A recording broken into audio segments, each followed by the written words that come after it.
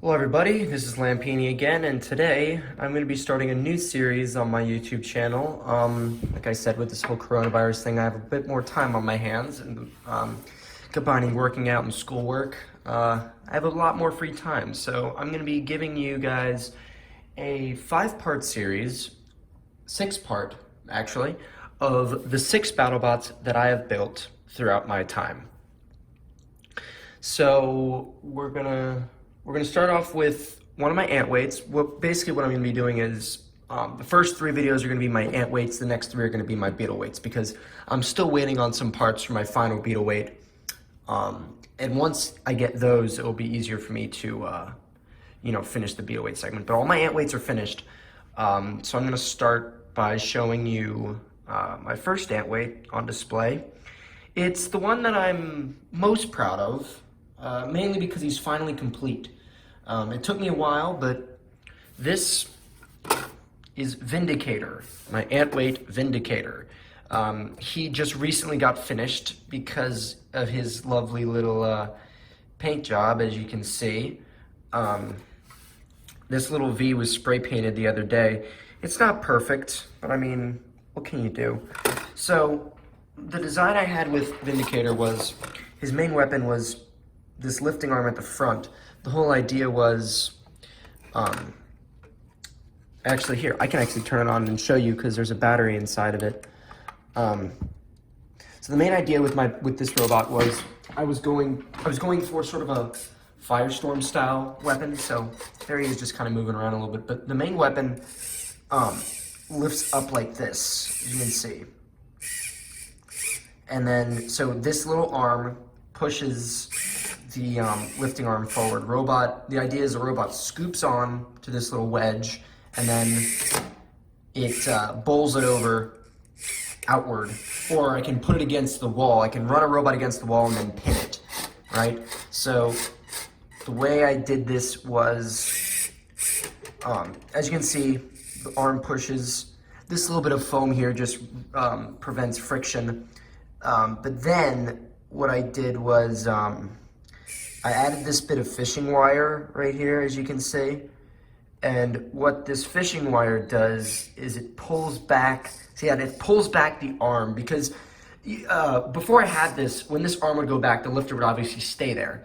But I added this little fishing wire that it pulls it back when it lifts. So that's what makes it as effective as it is. So what I'm gonna be doing right now is I'm gonna turn them off, obviously.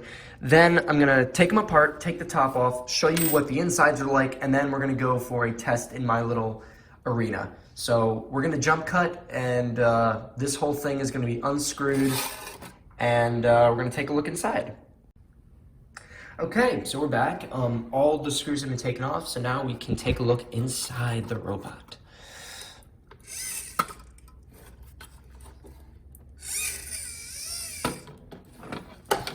Okay, so there goes the top, and now we can look at the insides of Vindicator in all its glory. Now, this may seem complicated to some people who have never seen a robot before. I assure you, it is not as complicated as it seems. So we're gonna take a quick look inside as soon as I can fix the camera. I apologize for that. This is a new tripod. I'm still getting the hang of it. It's actually one like designed for an iPhone, so it like mounts it. I had my own little like custom job, but this one is better. So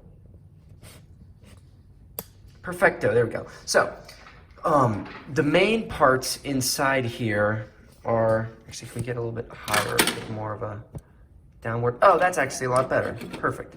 So looking inside here, there are many main parts. So we have our 2 drive motors here that drive these wheels, right? This right here is the battery. The battery is, this unfortunately is not the battery that I'd be using. I'd be using one of these lower power ones, one of these 600 milliamp hour ones. This is 800, so it's not gonna drive necessarily as fast. The reason why I'm using one of these instead of these is these are about 0.1 ounces heavier, which means that it's harder to, you know, it won't make weight basically. But I don't necessarily need a whole lot of power for Vindicator. I just need the drive to be good, traction on the tires, and the lifter to work.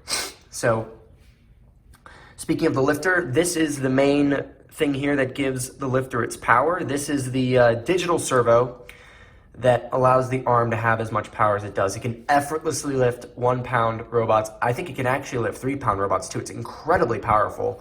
And as you can see, it takes up quite a bit of space inside the robot, but it kind of needs to be. It needs to, I couldn't skimp out on the servo. I couldn't skimp out on the power of the lifter. That needed to be of the utmost importance. So as such, it is extremely powerful. This guy right here is the receiver. Now, this gives you an idea of how close I was to not making weight. I think I have a spare receiver in my toolbox that I can show you. I can just look really quick. Actually, I don't think I do. But the thing about it is it actually comes in a plastic container, the plastic casing, but didn't necessarily work out that way. It shaves off 0.1 pounds if I took the plastic casing off of it. That's how close Vindicator was to not making the 1 pound weight limit. So I literally had to take the plastic casing off the receiver, so it's just the circuit board. And like it's fine. It still works. You can see it fits in here nice and snug next to the battery holder. The 3 things that are plugged into this here are these 2. Actually, I think we're done with the receiver. Let's talk about the speed controllers. The speed controllers are, well, they're exactly what they sound like they are. They're the speed controllers. They connect the motors to the batteries, because usually if you connect just a motor to a battery, the motor just churns like nothing. But what a speed controller does is it allows you to control the speed of the motors. It's pretty simple. So these 2 guys here are what we call FingerTech Tiny ESCs. Those are the official names of them. In fact, I actually think I have spare ones in my toolbox that I can show you a bit more effectively. I have so many of these. I think I have like 4 that I'm not even using, so I guess that is good for like replacement's sake. But here, right here is one of my spare ones, and it gives you kind of an idea of how it works. Actually, let's zoom out so you get a bit more detail. So you saw the circuit board of the receiver. This is the circuit board for the tiny ESCs. You can see it's very, very small. It doesn't take a lot to control, you know, a 1 pound motor. Let's see if I can focus this. Come on now, you know you want to. Wonderful, there we go. So, there we go. So that's the circuit board. This wire right here connects into the receiver, and then these 2 wires here go to the motor and the battery respectively. So these 2 here plug into the motor, these 2 plug into the battery, and basically is one big like wire chain that connects the motors to the batteries. So that's what the speed controller does. They're nice and lightweight. They were specifically designed for ant weights. That's why they're so darn small. But that's not the only speed controller I have. I also have this speed controller right in here. I don't really know why. There's a reason why I put this in here. If this speed controller wasn't connected, the servo would not work. When I would turn it on, it would be like jittery. It wouldn't be a swift motion. It would be, it would, it just wouldn't work. It's very strange. But I put this in here, and then all of a sudden it started to work just fine. I think it's just, it allows for more current to go through the whole robot, I think, because it's connected in every single way except to the battery. It's connected right here, which bridges to this little block here and this little red block here, as you can kind of see it. And that allows for it to be used in the power switch back here. Power switch I'll get to later. But I don't know, it's very bizarre, and I don't fully know the reason. I think it just allows the battery to take more current and allows it to use the servo a bit more. So this is the last thing I'm going to talk about before we test drive him, which is going to be the best part of this video, I promise you. This right here, all the way back here, is the power switch. It's exactly what it sounds like. It's a power switch. The top wire here feeds all the way down to the red block that I was telling you about. This guy right here. That's basically like a big thing that carries the speed controllers and such, and then it goes to, if I can finagle this, I'm so sorry guys, that this tripod doesn't do very well in terms of like shifting around like this. So if I can just, perfect, there you go, sorry about that. So this white wire connects the speed controllers and the servo, all that, to this power switch. This red wire is pretty simple. It's just the battery. The red wire of the battery just goes straight in here. And then the Allen wrench that I just had here just turns this little thing here, and then, well, uh-oh, there we go. I was a little afraid it didn't turn on.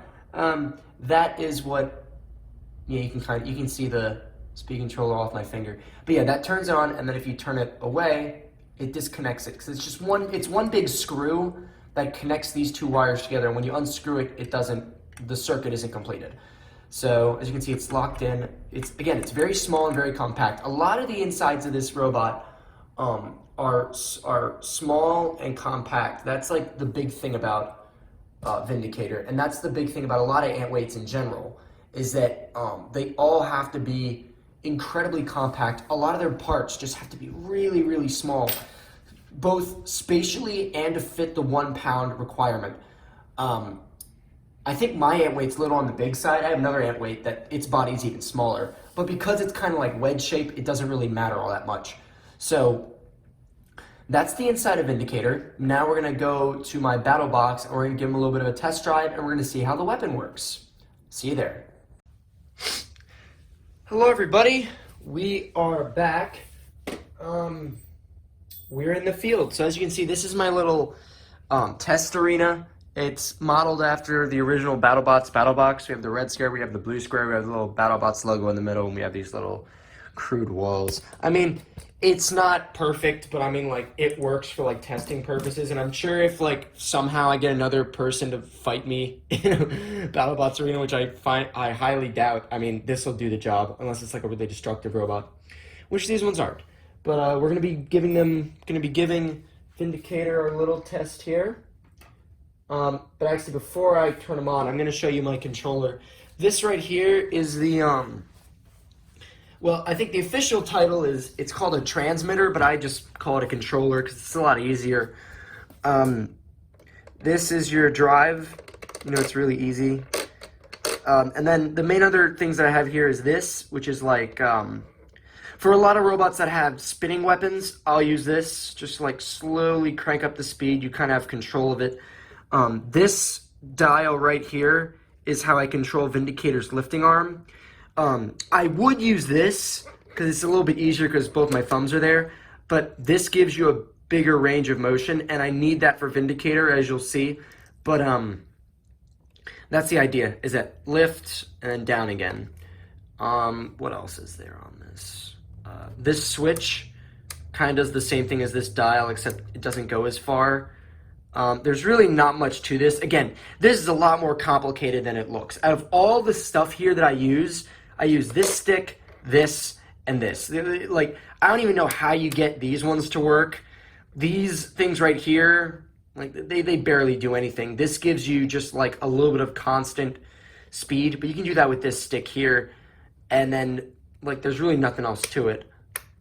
You can put an AC adapter in there, whoop-de-doo. You can program it in your computer, which, again, whoop-de-doo. For how big it has these little grips. It's nice and comfortable. Does the job. Okay, so now let's turn them on.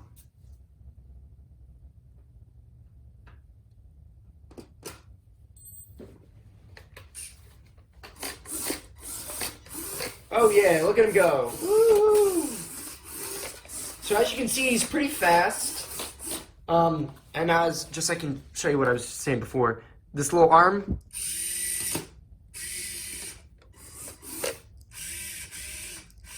So that's how you control the arm. This little ant weight right here is another one that you're going to be seeing soon. His name's Galaxian, but this is a video on Vindicator. So I'm going to show you the arm in action and what it's designed to do. So it's designed to scoop underneath like this, tip a robot over just like that. So that's the whole effectiveness of him. As you can see, he turned him over pretty easily. That's why that little piece of that little metal piece is there. What the fuck? Why are his controls inverted? Yo, what the hell?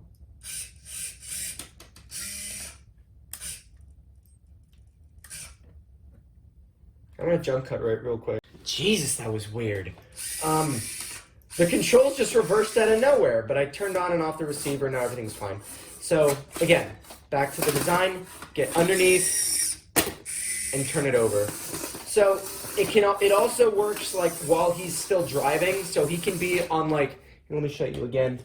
I'm sorry, I just really like doing this because of how well it works. But, like, if he's fighting and he gets, like, a charge in on someone, he can be driving forward as he's doing it, and then while he's here, you know, he can push you into the wall like this, and then lift you even more like that, pin you against the wall. See how cool is that? So that's like the main appeal. That's like the main design factor. So now he's pinned against the wall. If he comes back down, you know, I can scoop under him again. And then lift him against the wall again. So that is how Vindicator kind of works. Actually, the paint is chipped a little bit. That's to be expected. That's what's going to happen. Oh well. I put 2 coats of paint on it, so it should be okay. But that kind of gives you a general idea of how the scoop works, how he can charge in and then push. This is really cool though. If he faces another lifter and he gets turned over, you know what happens then? So now he's upside down, the weapon doesn't work. Look at that. He can right himself. He can turn himself back over. And that's really important when you're fighting a robot. If you're coming all over the place here, you're driving, you're using the lifter, and so for some reason the robot gets tipped over and upside down, you know, you need to be able to continue on with the fight. So that's why you turn him over, and now he's ready to fight again. So I think that's going to do it for my little expose on my ant weight Vindicator. I hope you guys found this entertaining. I hope you guys found this interesting. If for some reason a robot builder if a robot builder watches this, let me know what you think about my ant weight, because I've never entered him in a competition at all. But I do follow a lot of competitions just to like see the talent pool of some robots and some ant weights. But what do you think? How do you think he would do in a competition? I think he'd do pretty well. I don't know. I've yet to make him compete. Who knows? Maybe I will. I'm also a little too proud of him. I kind of don't want to get him destroyed. So I guess it's going to depend on the competition that I open him in, or that I compete him in. But like, I'm really proud of how he turned out. Everything's perfect. Like the paint job, the lifting arm, everything about him is perfect. And that's hard for me. It's hard for me to be impressed by something that I made. But there he is. In the next video, we're going to be taking a look at this guy, Galaxian. See you guys.